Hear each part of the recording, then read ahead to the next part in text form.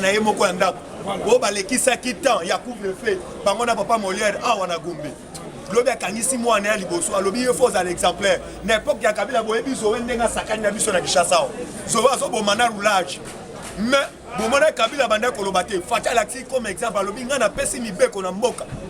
eleka te à partir déjà 21 mutu na mutu epa na ba nikolo mutu na epa na bango bomoni te ndeke minene mais siko so ba yo bakisa mabundu Fachi na Piori Fachi to koya mata bomoni quand même ba congolais ba komi ko raisonner bien IDPS c'est viva combattant pesa na vivelonga IDPS c'est viva combattant nazo ebisa yo lobby na actualité politique otozali nango lobby bolandaki déclaration ya Kingwa Kumwanza na Katanga asalaki déclaration parce que poete à Betty c'était à lobby boy Félix Antoine Tshilombo Tshisekedi c'est le moment yango to luka le plus moyen à ko débarrasser Kabila na Katanga azo luka ne fiske poete a créé insécurité luka moyen kimba akende Zambie yango nazo ebisa bino botu na Zoé Merci natango fort les tozo loba Zoé tout la mwisi yaza parce que merci natango fort parce que opération ezala ki o to benga ya mukwa ya population bango ba kitaki na nzela balobi Zoé pona lelo to yebi oyibaka lelo abuo combattant d'élite na actualité politique bisu to zanango sur le terrain yeba déjà na moment o les tozo loba lelo procès à Kamere mais peuple congolais nyonso en général basengi boye Vital Kamere wakanyinginyingi ndenge bato église catholique papa église catholique nazo ebisa yo to ana besoin de la moto atana bikeko na bango ezika cette fois-ci to banobeta prière bikeko catholique ezika bakosa biso nzoka babokela bato ba maya bibe yaya église catholique bazo senga na église catholique asala messe pona o to bengi Kamere na place basa la messe église catholique azwa kitunga acha poete mbongo Kamere yibaki na ba paroisse église catholique so kitunga etamboli mbongo na to ko so na caisse à l'état il de c'est FIFA na place ya messe to so kitunga to tamboli nango na ba église nyonso catholique mbongo na za mbongo ya mboka parce que mbongo wana ezonga na caisse à l'état yango na zo ebisa yo place bato ya église catholique bazali bisika bazali bokeba combattant d'élite naloba awa actualité toza nango sur le terrain boye bayete ministre na biso ya finance na ebisa yo toye ko découvrir ba secret moko ba pesi biso ba secret ou te ko sala oyo to bengi ndeko na biso to bengi Junior Mata a dévoilé qui oyo to bengi ministre budget ministre ya finance oyo ya FCC c'est là à la gauche sur la merci beaucoup na ministre ya finance batunde babemelaki biso basango mabe naye tokei batangisi biso muntu akumisi basekre nyonso eza Junior Papa Mata musala kitoko bazokondiri yo parce que toyoki même la présidence balobi te Junior Mata atravaille kitoko jeune à bien jeune azali musala kitoko eza Junior Mata merci beaucoup Junior Mata il chef papa nani Mboso papa Bahati Lukwebo papa Victor Tumba Chikela nde bato bazokangatraka na mboka soki bakomi tokomi 15 kitoko makasi ministre ya finance recadrer maloba na biso au travail kitoko makasi merci UDPS c'est viva boutu oyo kabino moko cordon parce que toye ko découvrir ba vérité par rapport à nini omoni ministre azalaki en place c'est à la goût en olika ne fiske baction chef de l'état simba sur le terrain babanda coach CC a bloqué mais Junior Mata abandaki ko lakisa azali combattant d'élite UDPS c'est viva yango to ebisi Junior Mata awa na minute to senga na muko ntombolo a reconduire to bengi Junior Mata yaya nazo ebisa yo ba ministre to na bango muke mais ba ministre musu basali Valère na biso ozo quand même il chef tanga o sala oyo to bengi audit na ye akuti bango nazo ebisa yo kitoko ya métolo UDPS c'est viva combattant d'élite na actualité li suto na ngo sur le terrain yeba déjà l'air tozo lobawa à partir à lobby Gédéon King na kati ya Katanga le fils que babimisaki bato pour le fils que ba créer insécurité bomona ki far de ce musala salaki mais à partir dimanche batiaka na résidence surveillée na tongo awa l'air tozo lobawa balobi bauti kokanga oyo tobengaka grand poisson na kati ya Katanga oyo tobengaka Gedeoki Kyungu awa na ministre basali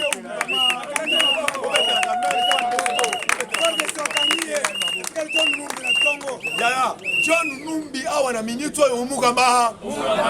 yango tozosenga Paul Milambo yaka tozosenga oyo tobengaka kala na kala oyo yaka tolingi procès bandi awa IDPS FIFA combattant d'élite na yebisio politique comme Chile oboyi mélange avec la 50 fois la libé papa non la ni Sonia Rolé journaliste ya RFI lobby à répondre matin Fayulu Magi à lobby nakin toi sous na ba opposante oyo to bengi matin Fayulu a comme na problème ya mutu parce que ceux qui azalaki oyo to bengi opposant mais héros Fachi déjà dépouillé Kabila. Soit ça là qui opposé à Malam. Dans le bas qui Fachi doit travailler dans Kabila. Il a organisé ma marche, il a organisé ma manifestation pour qu'on pousse à Kabila Kende. Mais il y a 5 personnes à s'y mater. Mais les Kamoussa n'a pas de fils qui a fini à Mokonzambok. Mokonzambok a sali dans les bons. Président Gila où tu vois Samino. Mokonzambok a 5 dans FIFA. Parmi en Afrique, pourquoi pays joueur naga mouké mais ne fils que na ba équipe pourquoi que naga mouké président FIFA ndimi yango alobi cette fois-ci tobaki ici mais à 5 il fallait na Kinshasa au moins ni kokota président côté Union africaine nazo ebisayo ba action et bandi sur le terrain il ne peut se FIFA combattant nazo katé il ne peut se FIFA Fachi ba mo maiba les grands Mukishi ba Mukwantombolo ba Moute koyoka lelo nazo ebisayo na ebiso zalaka na radio parce que ba ebisi biso lelo sauf un prévu il fallait prendre le ministre avoir quelque sur le terrain mais bolanda ki Katumba na Katanga azo sengete premier ministre akobima azalaka mutu ya Katanga awa biso toboyi tribalisme tolobi muluba mukongo biso nyonso beto na be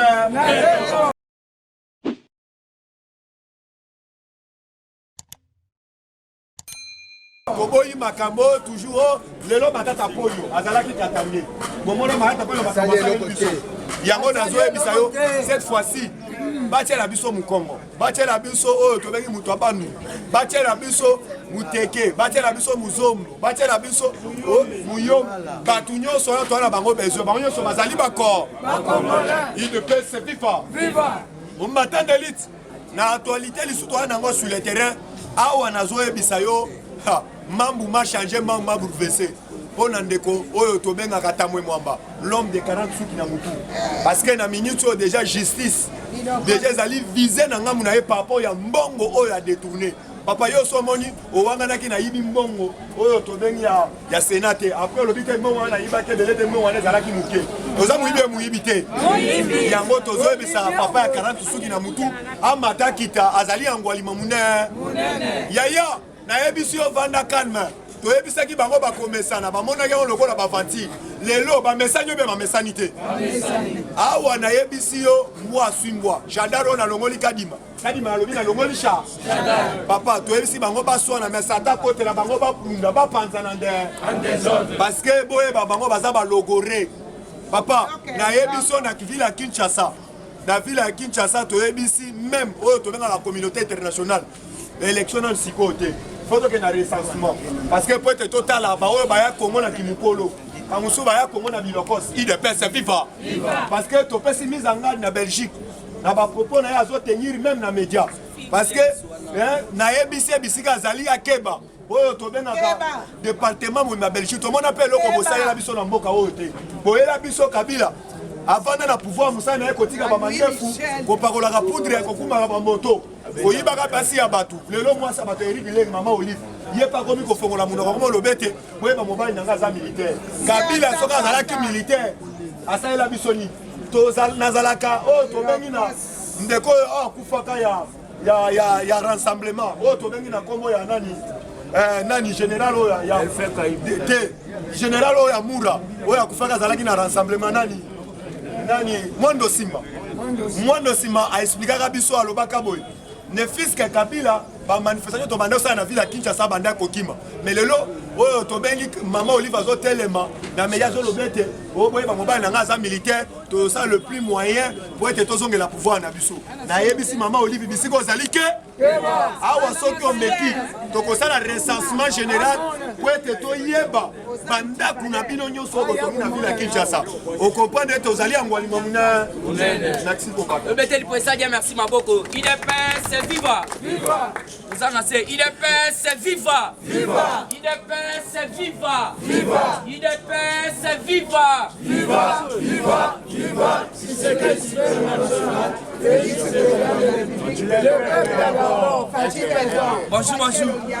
bonjour les sous ana sana c'est mon makasi puisque tokutani na bino lisusu lelo eza bandeli ya poso alors naza nesengwa makasi alors faut comprendre que non awa toyaka mpona actualité politique nazoyebisa bino politique ekomi kitoko diplomatie ya Mukishi Félix Antoine Tshisekedi Tshilombo Mukontombolo eza toujours likolo bar eza likolo alors eza un moment ya ozala na distraction te alingi na yebiso papa na ngai kozala na distraction te Félix a kati coalition koyeba teke bitumbe sili wana. Donc cela veut dire et s'aggraver makasi. Yango no moni balobaka toujours qui veut la paix prépare la guerre. Alors il faut comprendre que na minute toza na kati ya préparation ya guerre. Guerre toza ko préparation pour na banani pour na auto bengi système ya Kabili. Pour ça qui déjà instauré même na ba ministère tout, même na gouvernement. Même na mentalité. Donc, parce que la mentalité, il faut comprendre toujours ya Kabili. Awa tokoyeba ndenge makambo zotambola na kati ya mboka. Na kati ya actualité politique, Abeni le colonel Bienvenu Mbombo TD des opérations Sokola est aux arrêts sur ordre des commandants suprêmes des forces armées. Il est accusé d'avoir obligé la libération de tous les ADF capturés depuis le début des opérations Sokola à Beni. Mais aussi c'est bien lui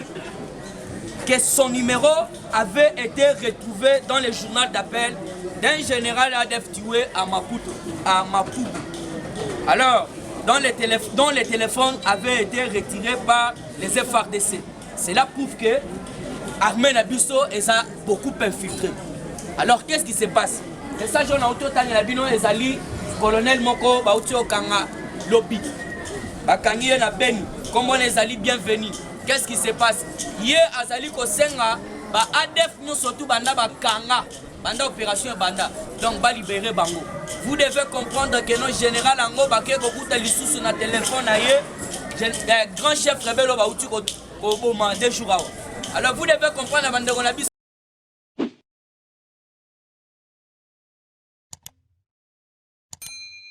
Beni basana kanda après avoir kotumba yo barosalo kamunde ba photo ali lobby balie penal ADF après avoir kotumba tala de gré puisque ba comprendre que ba ADF bangonde baza ko insister tina minute alors général wana bakangiye la minute faut passer à éclaircissement. Alors vous devez comprendre que non armée la biso neto lobakeza infiltré donc fati betone mutokoya pour asilisa auto bengi infiltration au sein de l'armée puisque comme on a bango bazola ta teni na biso teni o ya biso ya FRDC mais tandis que baza ba rwandais ba infiltré toujours na carte actualité politique na monopoliser parole dossier à Bukangalonzo. IGF regrette la mauvaise exploitation de son rapport par Mata Tampogno et lui appelle à être tranquille et d'attendre le procès comme tous les autres. Papa Gilles Alengeta, il y a ça qu'on s'agite. Puisque Mata Tampogno, vous devez comprendre. Là, on va le dire que Mata Tampogno a détourné. Mata Tampogno est à l'ingé si quoi qu'il ne refond d'IGF.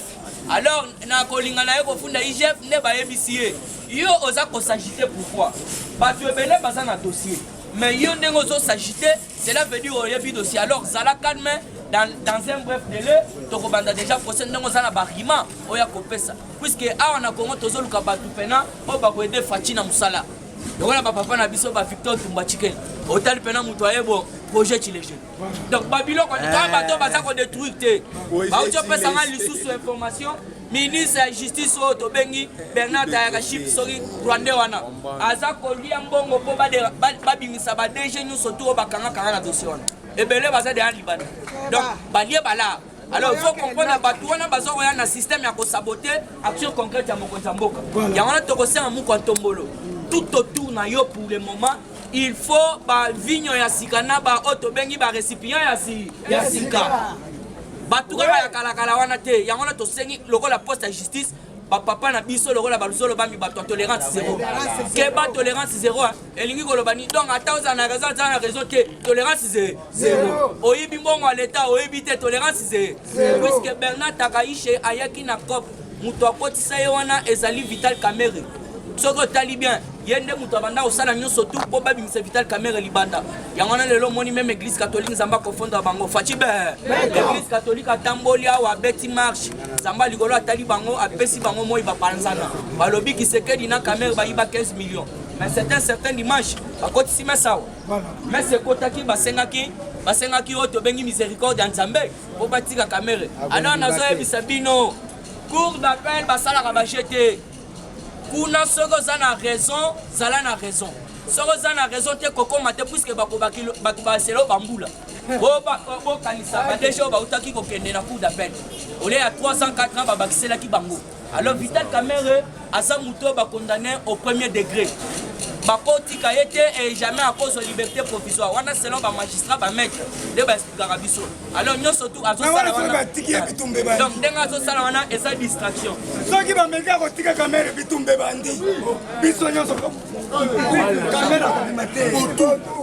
voilà toujours dans cette actualité politique Lubumbashi des sites ont été ciblés site mibale to wana ba kami balé oyo lobby ba katanga balingaki ba saboter mais balakisi bango que non armée ya Mukontombo les a toujours très puissant RDC toujours eloko ya makasi yaya nazo biso bakata katanga wana balingaki basala insurrection lobby et puis bakei ti na auto bengi camp militaire na kombo ya to bengi Kimbeyimbe bando na biso Lubumbashi bali o baza kuna ba Kimbembe wana donc lobby ezalaki donc wa fa chala chance armée na biso très puissant nde mutoye ko sala été ba maîtriser bango et puis plusieurs ont été arrêtés alors vous devez comprendre que non na kati ya makambwana 11 maïmaï arrêtés du côté ya Kibati bakangaki bango et ba cheminaki bango na 22e région militaire alors selon nos informations auto bengi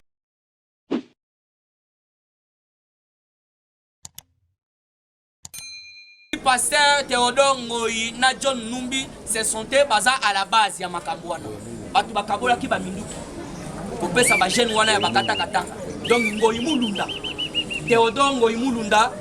na auto bengi John Numbi nde batu baza à la base yango no ko comprendre que non dans un bref délai bato nyo surtout bakangi wana bakobimisa déjà auto bengi ba vérité parce qu'à travers ba vérité nde bakobengisa John Numbi aza na double procès à part procès à Chebeya na procès à bakata katanga alors vous comprendra au prochain jour ba bengisi pour na ba procès wana toujours dans cette actualité politique la présidence annonce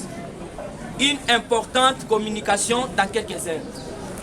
wana présidence et lobby baza na communication ya makasi puisque il faut boyeba et ça makambo premier ministre na makambo ya jeu francophonie nyonso tout puisque yango ba lobby mukolo ya vendredi tomoni papa Mboso akenda kutana na mokonzi mboka ayebisi mokonzi mboka peuple congolais na minute baza kozela kaka gouvernement et puis Fachi atala yebisenga na sobanga te Fachi déjà za na gouvernement na ye nde papa Mboso ba yebisi ye na minute faut baza na investir faut nan ba investir bango puisque bureau baza lisusu bureau d'acheter ba commission définitif alors il faut ba investir bango alors côté à Sénat yeba pe que non destitution ya de choix Sami Badi Banga a rejeté yango alors na minute tokosala oto bengi élection kaka na poste ya présidence ya Sénat alors vous devez comprendre déjà que Badi Kwebu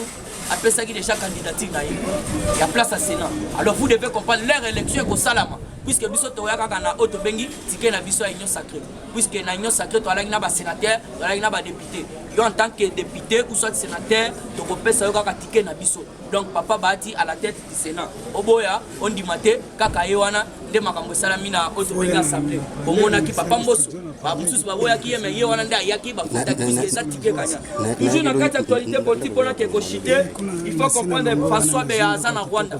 puisque boyokaki autobengi Paul Kagame azoloba na sawana pona soutenir Félix Antoine Tshisekedi tosala ne musala biso tolobi Kagame fanda na yo puisque bobomaki biso trop bobomaki biso ebele ba génocide epai ti lelo alors biso tozana posa tosala na yo te puisque yo zali otobengi assassin munene yango no moni François Beyaza kuna pona mission ya makasi ambongo aza traître botika na bango ye alors basi ba yebisa kibino ça sera pour la toute première fois un prêtre catholique aux arrêts ça sera pour la première fois pour la première fois malumalo kufela baka biloko Marine kwa bikuna na ngambo kufela ka biloko révolution française ba bengana ba prêtre voilà affaire Chebeya la concession président Jalauto Betelabino la concession du général Tchadidja où Fidel Bazana aurait été enterré est en sécurité, hein? Est encerclé, voilà. Et ça encerclé pour le moment, puisque c'est là qui demande il y a auditorat. Auditorat de Sengi pour le moment, le pas est là encerclé. Il y a un homme pour le moment, même avocat, Ndimi Yango Balobi, la minute au tour, on a possession qui devient, puisque déjà place Bakunda qui est, et ça déjà encerclé. Site qui voit arrestation à Fizi, d'un des chefs rebelles du groupe armé commandé par un déserteur colonel Makanika. Donc bakangi mutu moko bakopera kana Makanika puisque Makanika c'est ndeko ya Rubero obo moni lelo tout la musi ya sa politique à Félix Antoine Tshisekedi batobele o babanda ko yokana na minute to yoka bangote tala net Azaria Rubero tout la musi ya sa destruction méchante oyo ndeko ya sali bo moniteur muto a sali destruction mais gentilité chadari ndako za ya l'état mais voyez comment na ba plafond na ba interrupteur na ba singa banani et baby. Mais la justice n'a pas. Il y en a tous pour interpeller la justice. Dans l'état, les ala qui normal, les ala qui bien y a occupé, les ala qui bien, les ala qui copé là. Maintenant, il va carrer le mois, donc va mire boucani destruction méchante. Nous avons interpellé la justice. Où est l'ande la mouto de Bengi, Chadari. Voilà, nalingana chité na Sophie Williams. En tout cas, Sophie Williams pendant nos kimia. Ah, eza Belgique te. Bino bola qui sabiso mutema mabe tout d'abord. Au coloniser biso mais toyebi ki walon te boto boté puisque constitution nini oya ko yebisa biso to respecter puisque comprendre muku Ntombolo bientôt akokoma roi ya otobengi Congo roi du Congo